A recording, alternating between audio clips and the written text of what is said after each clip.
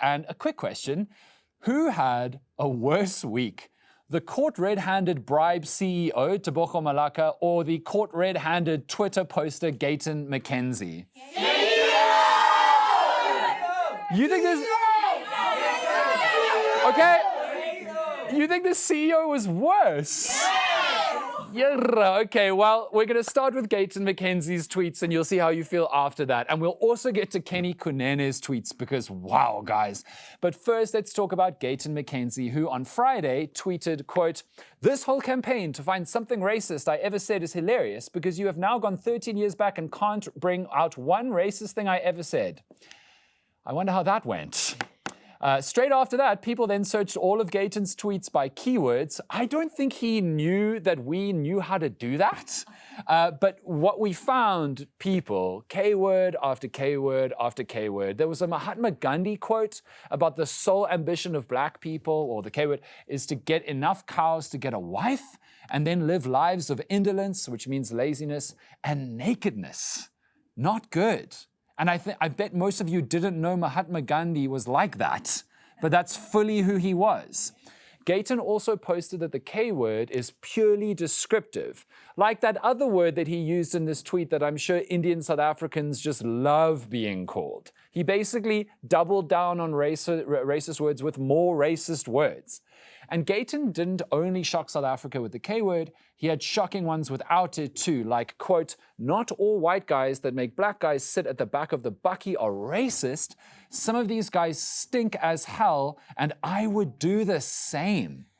Remember Gayton's famous election slogan, Abahambe, meaning that foreigners would be made to leave South Africa? Well, I'm pretty certain from now on, Abahamba is going to have a completely different meaning. Abahamba PA from government, maybe Akahambe for just Gayton. Guys, so much about this story is so crazy. Gayton knows the K-word is unacceptable. That's why he stopped using it online and in public once he began campaigning for political power. So why didn't he or his team go back through his Twitter and delete all those old posts? That's like political negligence.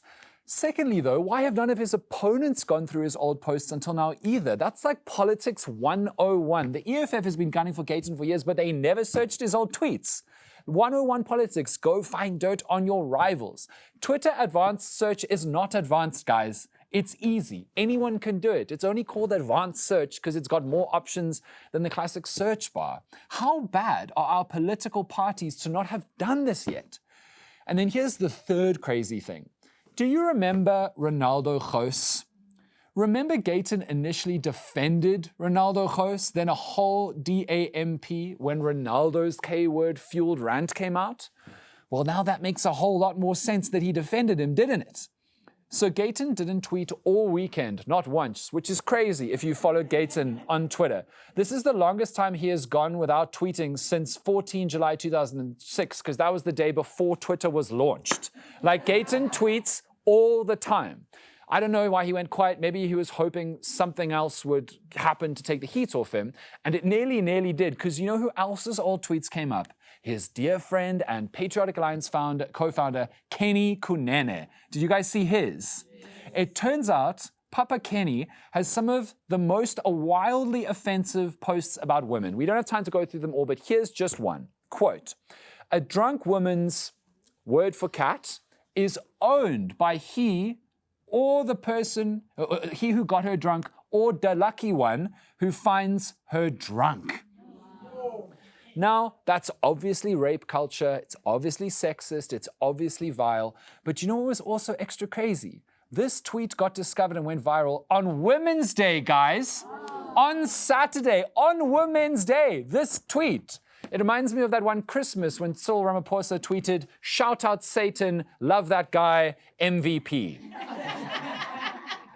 To be clear, that did not happen. The national dialogue's about to start. Don't pretend that happened on Twitter, please.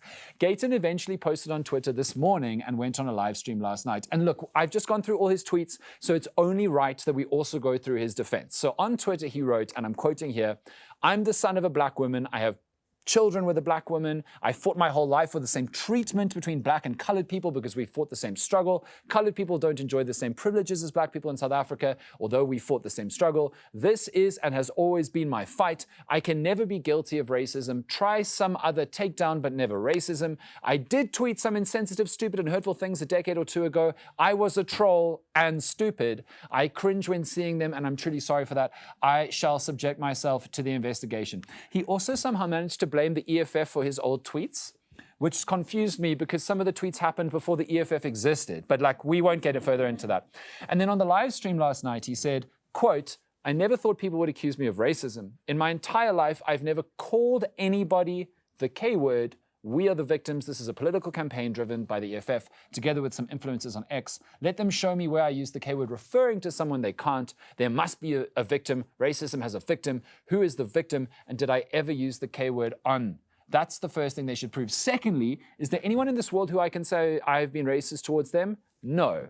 Now, that's obviously awkward because the Open Chats podcast didn't say anything specifically racist to a specific person, but Gayton was very upset about that.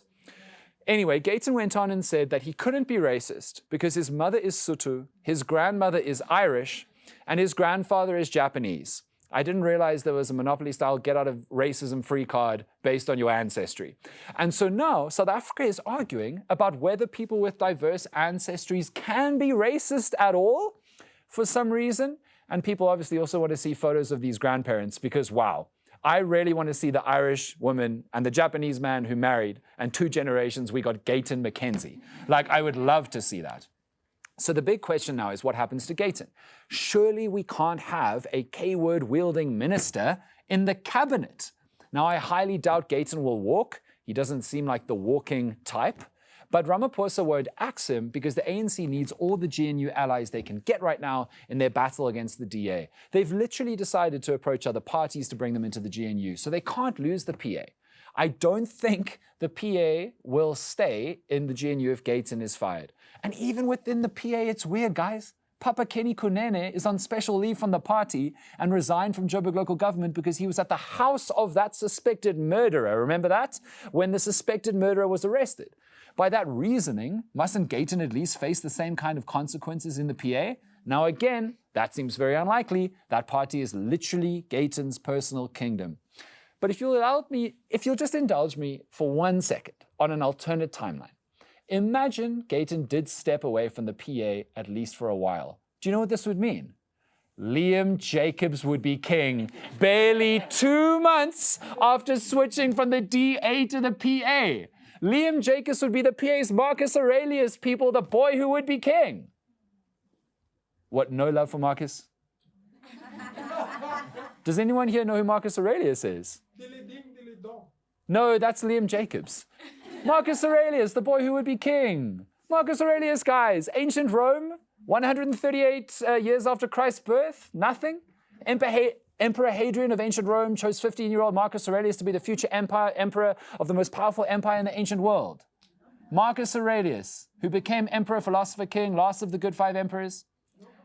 I'm mainly just realizing how white I am right now. And maybe I should have gone for a Harry Potter reference instead. Liam Jacobs, the boy who lived through being in the ANC, DA, now PA, who lived through Helen Ziller, John Stennes, and Gayton McKenzie himself, and that pesky little trip to Israel that he refuses to talk about, still, even now. In another timeline, he would be king of the PA. I'm so sorry to you for just learning about Marcus Aurelius. More likely, though, what's going to happen is either Ramaphosa will do some exceptional mental gymnastics to forgive McKenzie, I've heard he's doing Pilates, or just ignore this until it all goes away and McKenzie will keep his job, or he'll be pushed out. So let's see what happens. Man, this week, guys, I've been on TV now for like 10 minutes. I haven't even spoken about the IDT CEO bribery video yet, which we're going to speak about next. Do you know how insane these 2 news stories are?